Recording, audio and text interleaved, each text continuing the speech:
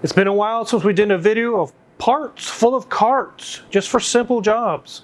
This one takes the cake in a long while. Let's take a look at this thing.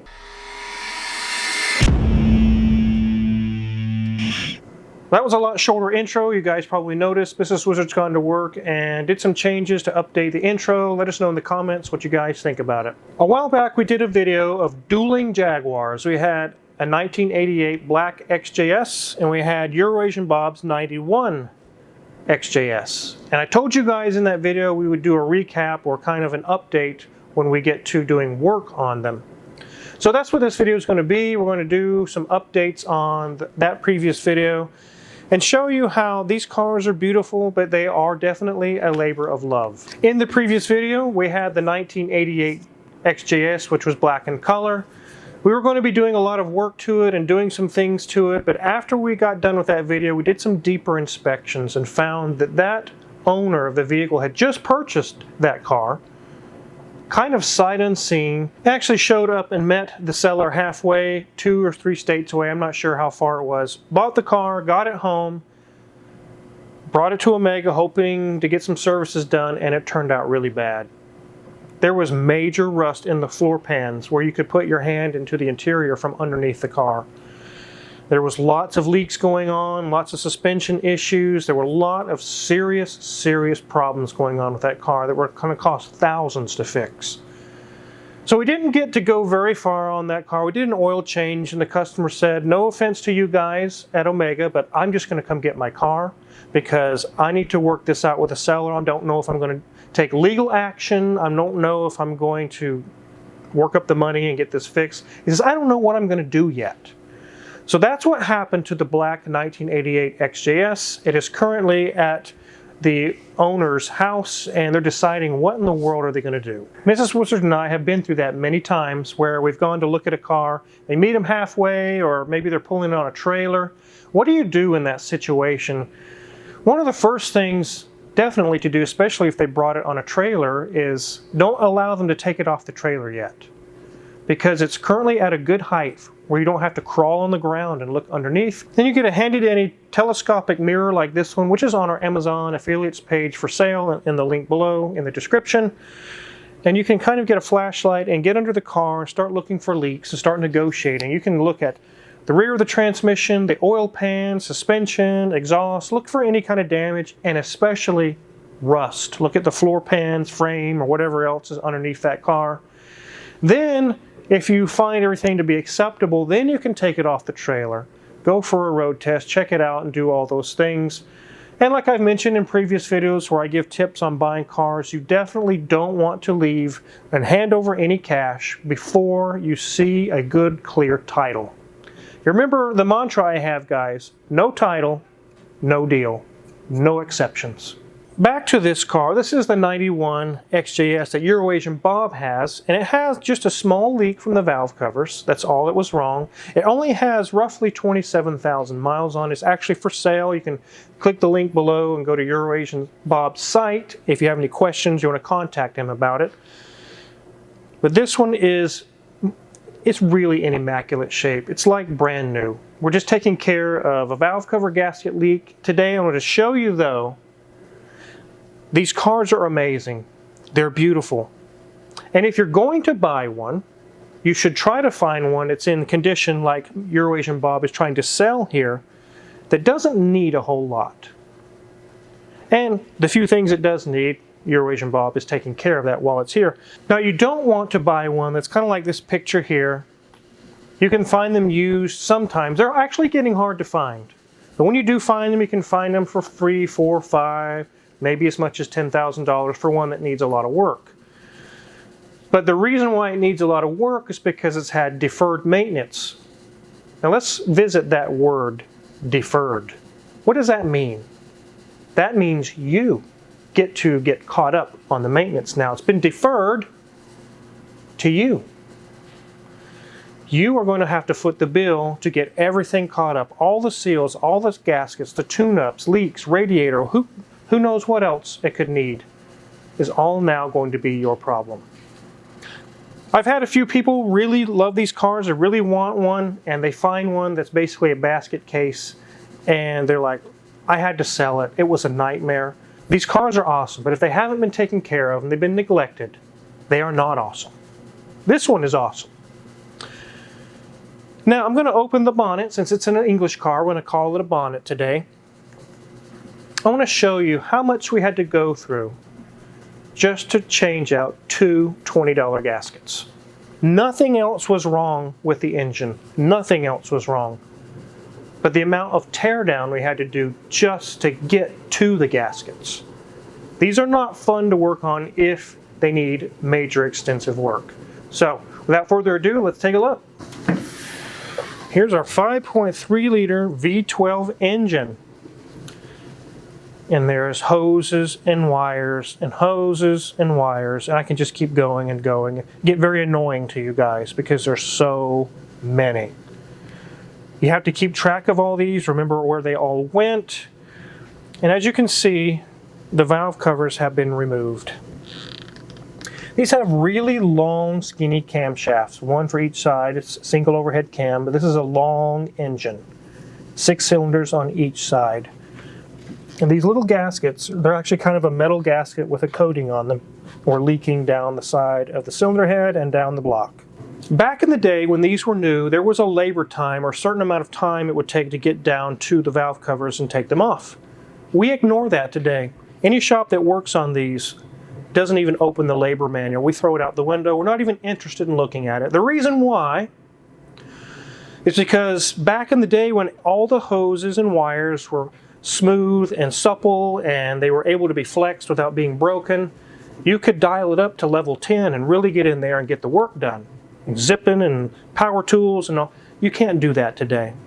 You have to dial it from a 10 to about a 6, maybe a 5, depending on how aged the components are, which means it's going to take twice the time. You get in here and start going really fast and ripping and tearing, you're going to break just about every hose, wire, and everything that you touch. Age has gotten a hold of rubber components, wires. There's nothing you can do to really stop that from happening. You have to be cognizant of it when you work on these cars. Let's take a look again. It's like this rubber elbow here. You have to be careful with it. You may not find one of those, or you'll have to go to great labor and pains to find them. All of these little rubber elbows and hoses and this red plastic hard line. There's a little vacuum, probably a thermal time sensor or something. It's just begging. I mean, literally begging to break and crack in half on you. But wait, there's more. That was just the passenger side. Now let's do the driver's side. 4 hoses there, some check valves, a plastic device that they're all connected to, and a whole bunch of vacuum elbows. We've got more hoses and lines and cables, and then the center of the engine is chock full of all kinds of hoses and lines and wires that want to break in half. Here's one here. So this is definitely a job I handed over to Danielson because so much thorough care has to go into this. I know he can do it. He does it all the time. He's a Ferrari technician, for crying out loud. He did a very good job. Everything is neatly, carefully zip-tied out of the way so it doesn't flop around and get hit on anything or get bent or broken. But all those parts that have come off have now filled up 2 carts full of parts. Now we're going to play parts full of carts. So let's start from all the way over there and work our way across this cart and then work our way over to this cart. Keep in mind as we go along, guys, the only thing that was wrong was 2 $20 gaskets. That's all it was. So here's our 2 gaskets. They're kind of jumbled up now because peeling them off, they kind of just got that way. But these 2 gaskets is the only reason why you're about to see all the teardown that we just did, just for these 2 gaskets. So here we have one of the air boxes. There's 2 of them, one on either side of the engine. This is where the air filter is, and clean air is brought into the throttle body right here. And Danielson has all these nuts and bolts carefully placed into piles where they go. These little caps here actually go onto the intake manifolds. They block off the air injection, where they used to have air injection on them. They don't have them during these years. This goes on the back of the intake. Here's a fuel pressure regulator. Here's a bracket. Here's our ignition coil. Here's linkages and pipes and hoses. Here is our throttle position sensor and the bell crank for the throttle linkages. One goes to the passenger side of the engine and the other one goes to the driver's side of the engine. Here's one of our thermal time switches. More linkages, more hoses, our throttle bodies, some springs. Here's some bracing and the bolts that goes to the bracing. Some more bolts. And here's our other side air box with the air filter, everything there categorized in a little pile so you can go back together. Oh, and another pipe. That one was kind of hidden. But wait, there's more. Let's go to cart number 2. So here's our massively complex fuel injector rail. Unlike today's fuel injectors that just slide in with O-rings, these have little hoses, rubber hoses connecting them. What was it? That looks an awful lot like what we just saw on the Fuego. Yeah, this is like early 80s to early 90s technology. This is kind of how they did it over in Europe. All these little, they're flexible, you can see you can bend them. There's 12 injectors here. That has to come off so you can get the 2 intake manifolds off. Let me set this aside. So there's a left and a right manifold here, and they kind of go out this way. And you can see where these little caps went. Let me grab with them to show you. For the air injection, they kind of just sit on just like that. It blocks off the air injection ports that are no longer used. So rather than redo the cast for the intake manifolds and put a lot of money into design and engineering, when they stopped needing the air injection into the intakes, that's a very older way of doing things, they just blocked them off with little caps. But at the ends of each intake manifold were the brackets, and I'll grab one of them and show you that these do the throttle linkage. You can see it just bolts on right there. And there's a cap that goes over it and does our throttle linkage, which is very common on the XJSs. The throttle bushing is completely disintegrated. We'll be putting new ones on. So we got all of table 1 off, half of table 2 off, which included the injector assembly I just showed you, these 2 manifolds. Only after all that is taken apart, now you can access the cam covers, or valve covers as they want to call them. The reason why is because these intakes actually sit on top like this. There's no way you can even get the valve cover out until you take all the stuff off. All that to get to the 2 $20 gaskets that go to these valve covers. In order to get to the 2 $20 gaskets, you have to compromise and remove tons of other gaskets. So 2 gaskets end up costing you about 20 gaskets. We're not going to put old gaskets back on. One of them being the intake manifold gaskets, which just crumbled when we took it apart. Look how thick it is. We were surprised when we looked at it. It's almost like a piece of plywood almost. It's so thick. Somebody commented in a video not too long ago that you could get a piece of paper and make your own gaskets and do. That's only true in the 1960s or something, when so many gaskets were made out of paper. But now, just like the old ones I just cast aside, the old valve cover gaskets are metal with a coating on them. And there's lots of gaskets today that are plastic with just a bead of a sealant on them, a rubber. They're pre-molded and everything. It would really be expensive to make your own gaskets today. You would probably have to invest in thousands of dollars of equipment just to make $10 gaskets. It really wouldn't even be worth it. So now that we've showed you those gaskets, let's show you more gaskets that have to be replaced. Right here, all of these O-rings that go to these air injection parts in here have to come off. Let me see if I can get this one out for you guys. There we go. There is 12 of those. Then there's the little gaskets that the injectors actually go into, onto the intake. They're kind of hardened rubber that need to be replaced. Then there's this end gaskets that go on the intake manifold. It's shaped like a triangle. Let me show you the old one. There's one there. You can see it's kind of a reddish pink color. There's 4 of those. We got these throttle body gaskets. You had to take those off to get to some of the linkage and get things apart. These were sticking out and they were in the way. So these on the throttle body, they look like they could be reused. They actually look serviceable. You could still reuse them.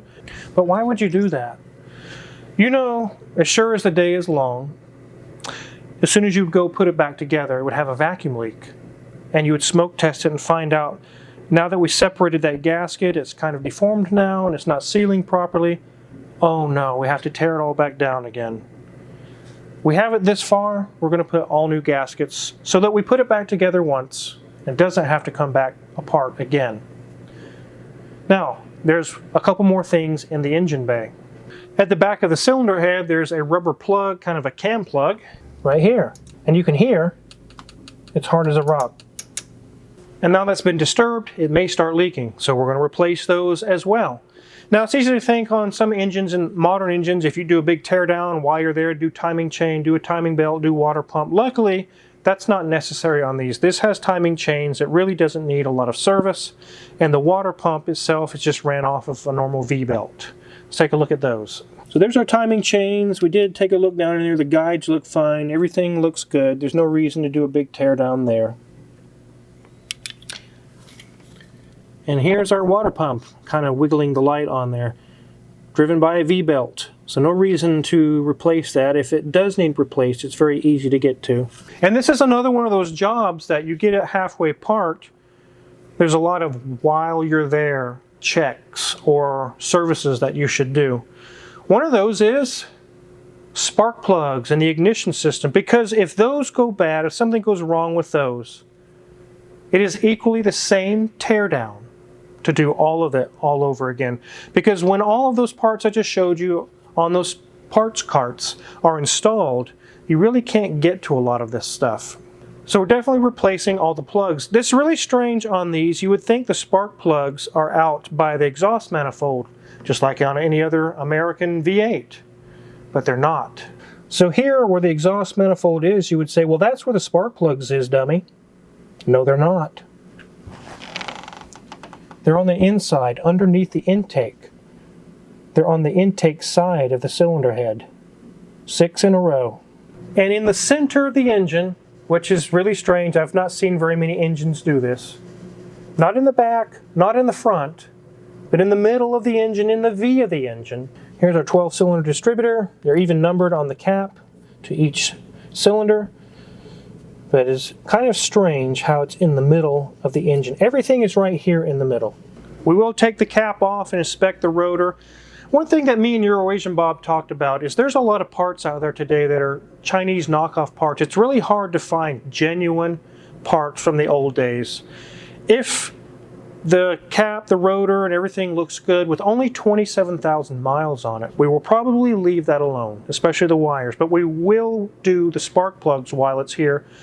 We don't want to tamper with or mess with anything that's running perfectly fine, especially when it's the good quality from the good old days with only 27,000 miles on it. There's no reason to start tossing parts unless it's absolutely necessary.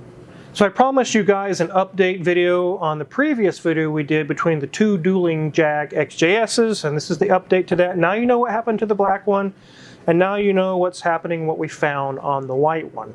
And like I mentioned, I'm going to reiterate again from the beginning of this video, if you love these cars and you really want one of these cars, it's best to find one, just like Eurasian Bob has here, that's in really good, almost new condition, with a few small issues. But like I mentioned, it's a labor of love. When things do go wrong with them, it's actually quite complicated to get them apart and to do a lot of services on them. It can be quite extensive and expensive. So if you're curious what kind of tools we use to work on this or any other car in the shop, check our Amazon affiliates link in the description below. Everything we use in the shop is for sale there. If you purchase anything, we get a small cut and really appreciate it. And make sure to hit the subscribe button because there's many more cool videos to come. Thanks for watching.